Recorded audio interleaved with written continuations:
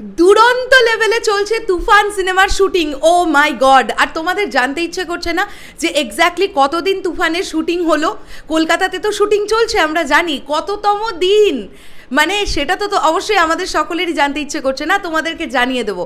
আমি ভিডিওর শুরুতেই ক্রেডিট দিতে চাই মিজান রহমান ভাইকে, যিনি একজন সাকিবিয়ান এবং তিনি কিন্তু আমাদের মেসেঞ্জারে এই আপডেটটি পাঠিয়েছেন। এই ছবির অর্থাৎ তুফান সিনেমার যিনি সিনেমাটোগ্রাফার তাসিনজি, তিনি কিন্তু তার ইনস্টাগ্রাম স্টোরিতে একটি ছবি ছেড়েছেন 16 ঘন্টা আগে, এবং সেখান থেকে আমরা জানতে পেরে যাচ্ছি যে তুফানের কততম দিন শুটিংয়ের। যদি আজকে তুফান শুটিং হয়, আজকে যদি অফ ডে না থাকে, সেক্ষেত্রে তুফানের আজকে চলছে 13তম দিন। গতকাল মানে এখন থেকে ঠিক 16 ঘন্টা আগে পোস্ট হয়েছিল, সেখানে লেখা ছিল তুফান 12 ডেজ।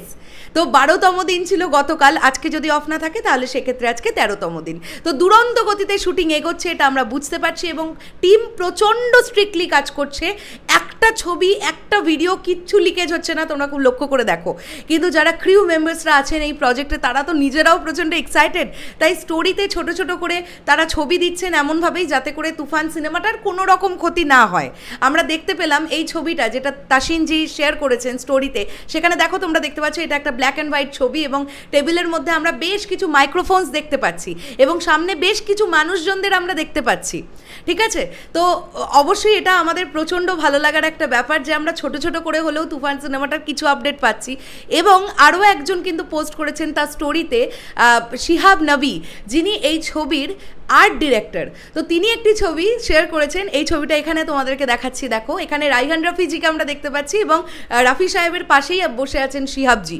তো আমরা দেখতে পাচ্ছি যে একদম ডিরেক্টরের চেয়ারে একদম সামনে মনিটর এবং প্রচণ্ড গুছিয়ে কাজটা হচ্ছে, ডেফিনেটলি আমরা এটা বলতেই পারি।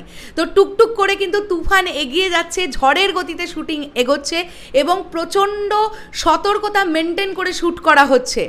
আমি অবশ্যই থ্যাংক ইউ জানাবো টিমকে। তার মানে এবার বুঝতে পারলে তো সাকিবিয়ান ভাইরা বোনেরা, যে মেগাস্টার সাকিব ভাইয়া থাকলেই সেই প্রজেক্টের লুকস ভাইরাল হবে, ফুটেজ লিক করবে, এরকমটা মানে নয়।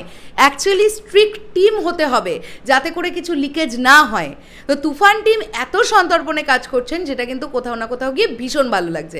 অলরেডি তোমাদেরকে একটা বিষয় গতকালই জানিয়ে দিয়েছি যে একটা ডান্স নাম্বারের শ্যুট হয়েছে, যেখানে মিমি চক্রবর্তীকে আমরা দেখতে পেয়েছি, তিনি একটা রেড কালারের ড্রেস পরে। তো অবশ্যই এইভাবে সুন্দর করে তুফানের কাজ এগোতে থাকুক, এবং এরপরে যতদূর যা শোনা যাচ্ছে টিম চলে যাবে হায়দ্রাবাদ রামোজি ফিল্ম সিটিতে, সেখানে তারা শ্যুট করবে এবং ফাইনালি তুফান র্যাপ হবে। তারপরে যতটুকু পোস্ট প্রোডাকশনের কাজ সেটা কমপ্লিট করেই কুরবানি ঈদে বাংলাদেশে তুফান নিয়ে আসছে তুফান সিনেমা। মেগাস্টার সাকিব ভাইয়ার তুফান সিনেমার সঙ্গে এপার বাংলার মানে কলকাতার মিমি চক্রবর্তীকে নায়িকা হিসেবে আমরা ফার্স্ট টাইম দেখতে চলবো। চঞ্চল চৌধুরী, ফজলুর রহমান বাবু, তাদের মতন গুণী অভিনেতারাও কিন্তু আছেন। শেষ করলাম ভিডিওটা, দেখা হচ্ছে আবার খুব শিগগিরই নতুন কোনো ভিডিও নিয়ে। তোমরা তুফান নিয়ে কতটা এক্সাইটেড অবশ্যই সেটা কমেন্ট করে জানিও। টাটা।